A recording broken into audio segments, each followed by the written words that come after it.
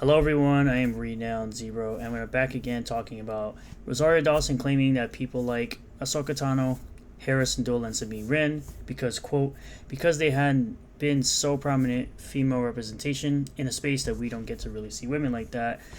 Back to this whole idea that there wasn't enough female representation in Star Wars except for, Princess Leia, Mon Mothma, Padme Amidala, Shakti, Alia Sakura, Mara Jade, etc., etc. As we found out recently that apparently Shakti and Alia Sakura survived Order 66, further lessening the impact that Order 66 had on the Star Wars universe and making it less important, because it just seems like everybody and their grandmother is surviving Order 66 now. Well, we're going to jump in this article here from Bounding into Comics. The press tour for the upcoming Disney Plus series Ahsoka has begun, and Lucasfilm is cranking up the identity politics in order to try to get people to not only subscribe to the service, but spend their time watching the series. Rosario Dawson is leading the charge with the identity politics promotion. In a recent interview alongside the series producer Carrie Beck with Total Film via The Direct, Dawson shared why she believes viewers like the characters of Ahsoka Tano, Sabine Wren, and Hera Syndulla. Well, in the beginning, no one cared for Ahsoka Tano because she was immature, she was super annoying. But as time went on with more episodes and more seasons of the Clone Wars, people began to like her because she had growth. She grew up, she matured, unlike characters like Rey, who saw zero of those things. Dawson's comments came after Beck confirmed that the show will center on the three characters telling the outlet the show about a Jedi, a warrior, and a general. Beck added, quote, "These characters are defined by their roles and responsibilities to each other and the galaxy." Dawson would then dive into the promotion of the series with identity politics, remarking, "When you watch the 15 years of Ahsoka's journey in animation, it took me a second to even appreciate how many women were on the show, and that was Dave's proclivity. That was George Lucas's proclivity." She added, "And now to see it continue on with John and Kathleen Kennedy, it's really quite beautiful. Yes, we'll continue it with two people that don't actually give a shit about Star Wars. Continuity." From there, she explained why she believes viewers like the three characters, claiming it has everything to do with their sex. "I think that's actually one of the reasons why people have loved Ahsoka and Sabine and Hera's journey all this time. No. People like these characters because they've had growth. They've matured over time. They've gotten better with more seasons of Clone Wars. Which again, Rey had zero growth. She was perfect in every way and better than everyone. Even though a few days before she didn't know what the Force was and didn't believe in the Force.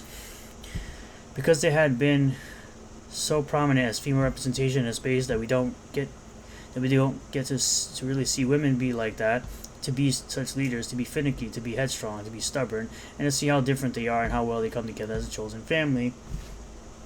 Like we haven't seen characters like Ellen Ripley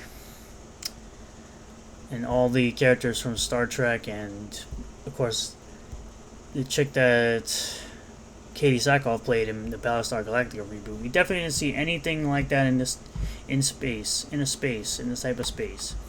Dawson continued, It was just really fun to see how that's only just expanded and grown, and that there's such a rich history there, and not just because of a desire for more inclusivity or diversity, but because it's just been inherent to the story that's been told ever since Dave and Carey came on board." The official description for Ahsoka states, "Set after the fall of the Empire, Star Wars Ahsoka follows the former Jedi Knight, Ahsoka Tano, as she investigates an emerging threat to a vulnerable galaxy." Essentially taking the place of Luke Skywalker because, hey, current Kathleen Kennedy Lucasfilm hates Luke Skywalker and the Force is female. The series will see the return of Grand Admiral Thrawn after he was defeated by the crew of the Ghost and whisked away to parts unknown by Ezra Bridger, and a herd of Purrgil Bridger was manipulating through the Force.